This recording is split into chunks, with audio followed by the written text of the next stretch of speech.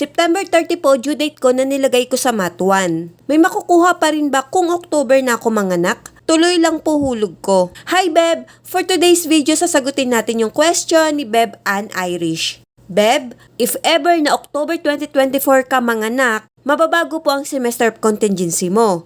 At para malaman kung ikaw ay qualified sa maternity benefits, i-exclude natin ang semester contingency mo na mula July 2024 to December 2024. Now, ang magiging qualifying months mo ay mula July 2023 to June 2024. So dito po magsiselect ng at least 3 to 6 highest monthly salary credits or MSC mo at syempre dapat may hulog ka sa nasabing qualifying period para makompute ang maternity benefits mo. I suggest na bayaran mo na din po yung second quarter dahil pwede ka pa pong magbayad ng April 2024 to June 2024. Kung kaya mo ng 2,800 per month for the total of 8,400 na contribution, mas okay po.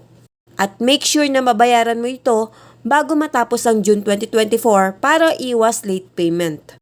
Para makasiguro, i-consult mo na din po sa SSS. Mas magandang mag-continue ka pa rin ng contribution mo para kung sakaling October ka pumanganak ay pasok pa rin ang hulog mo sa qualifying period.